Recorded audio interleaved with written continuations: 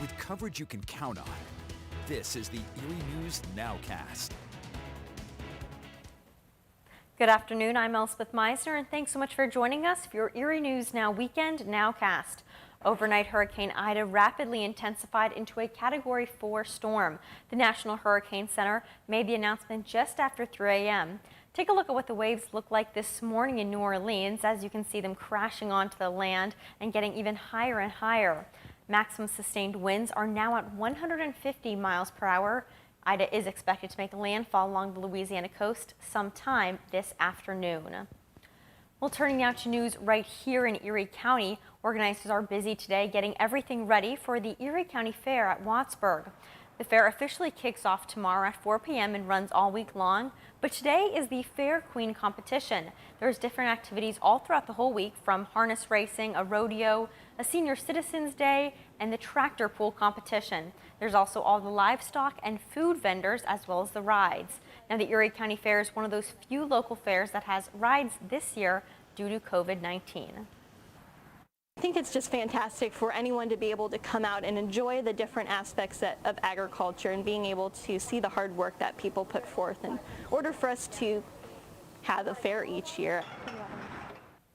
And on weekdays, the fair starts at 4 p.m. and on weekends, it starts at 9 a.m. So lots of opportunities to head to the fair. Well, happening right now, if you're looking to get some shopping done today, Federal Hill is certainly the place to be. All day long, the open air market has local vendors, live music, and lots of food. People can support their local businesses right here in Erie while getting outside. It's an event that draws people all throughout the area to local businesses, and it also gives vendors a boost in their business as well. All of these artisans are from our community: East Side, West Side, North Erie, South Erie. We're here when we're making products with things that we get from here. Erie, small town, but we have some amazing, talented people here. The Shops on the Hill is just an opportunity for you to begin a relationship with those particular companies. And if you haven't made it there quite yet, there's still some time to do so. Shopping goes today until 4 p.m. Well, the U.S. Army Field Band and Army Chorus performed at the Highmark Amphitheater at Liberty Park last night. The band is celebrating their 75th year. Now, the band travels all over the country, and the elite 65-member instrumental ensemble has performed in all 50 states and 25 foreign countries for audiences totaling more than 100 million. Now, the band hasn't performed in 18 months since the start of the pandemic, but the crowd certainly came out to support the U.S. Army Band to also show support for those who've lost their lives in Afghanistan. To be able to keep the history of the Army Field Band alive is such a privilege, and to be able to serve our country through connecting Americans to their military through the wonderful art of music is an amazing feeling, and it's unparalleled to anything else. And they are hitting the road today and will be performing in Chautauqua. This is one of their first concerts in a long time, and they're hoping to have some more indoor concerts in the near future. Well, Erie police are still investigating a fatal double shooting incident that happened yesterday morning. Right now, they're calling it a possible murder-suicide. Around 2 a.m. on Saturday morning, Erie police and rescuers responded to a call for shots fired at 508 Lincoln Avenue.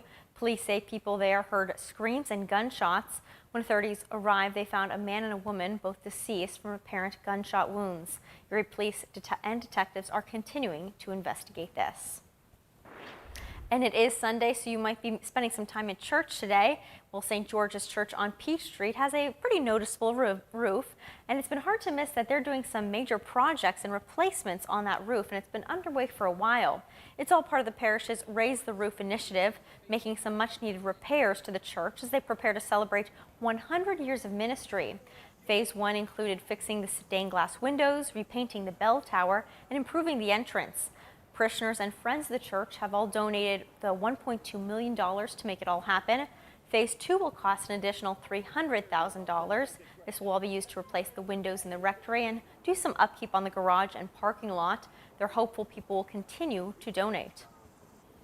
If you take care of the spiritual needs of the people, the rest will follow. And I think that's the case here, where there's a balance between your ministry and your spiritual program to that of taking care of the facilities.